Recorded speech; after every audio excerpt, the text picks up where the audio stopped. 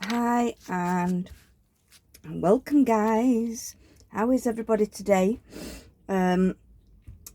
So I've been following a gentleman on YouTube called Daniel Cooper. Now, I've been watching a lot of his videos, and one of the videos that he does is showing a technique that is come up with, which is absolutely brilliant, and he uses hairspray. Now, what he's been doing is he's been using molds and he's been spraying the hairspray on and then lets that set and then covers it with whatever powders that he wants to use, what colours. So I've been tempted to try for a good while now, ever since I've been watching his videos. And I actually did try some last night. Now, the only problem is I don't have a white silicone mat. I've either got black, blue or purple. So what I did was I did this technique with the hairspray just on my mat, because this is a mat that's getting ready for, it's got glue and everything all over it.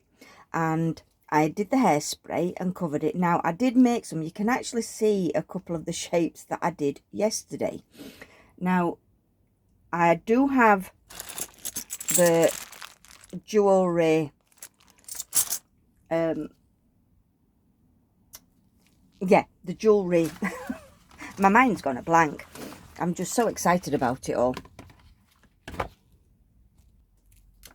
So, yeah, he's been using like this kind of mold to make the cabochons, and I did do a few. I've got some lovely antique jewelry pieces. So these are the finished results of what I did yesterday.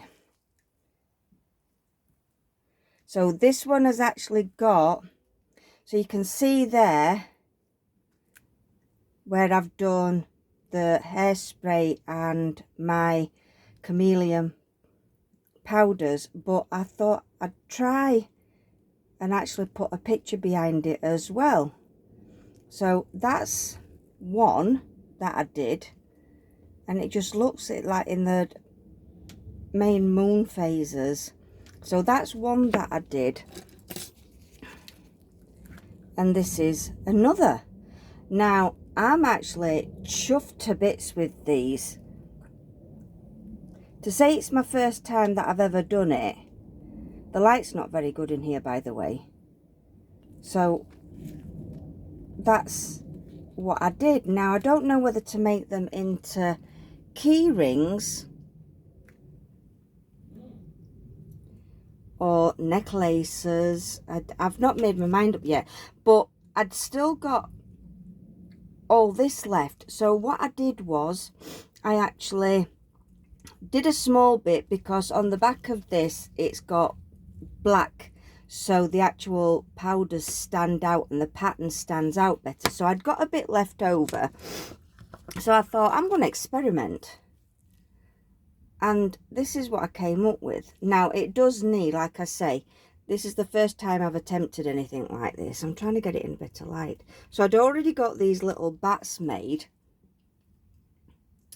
and I just put some UV resin down on the top of here with the rest of the black, and this is what I've been doing. So instead of having to wipe all this away, I've just been putting some UV resin on it, smearing it about, and I've been making just like little bits.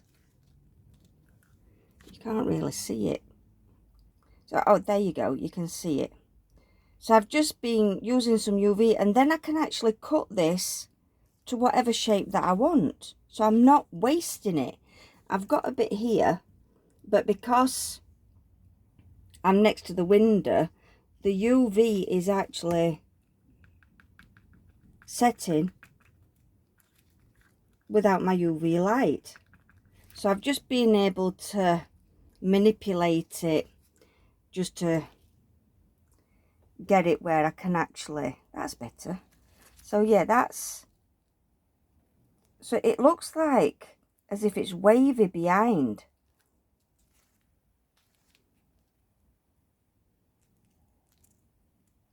Like I said, the edges are a bit rough because I put a top coat on it just to make it shinier. But like I say, I'm actually really pleased. I mean, you do have to make mistakes to get to where you actually want to be. And the more you do it, the better you get at it. So yeah, if you don't already follow Daniel Cooper, then I would definitely recommend you go and follow him, because some of the ideas that he comes up with, and like I said, with resin, I've not really used UV resin before, but I thought, well, I've got a couple of small bottles, so I'm going to try it. But like I said, I actually like the background of that on the actual,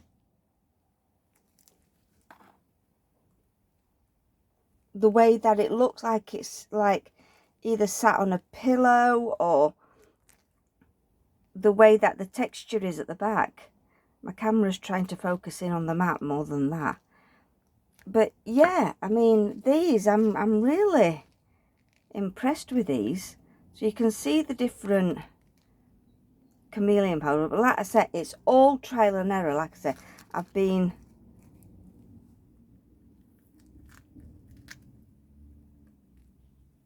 that one's not actually, it's still a little bit tacky, so I might have to just put my lamp on just to finish it off.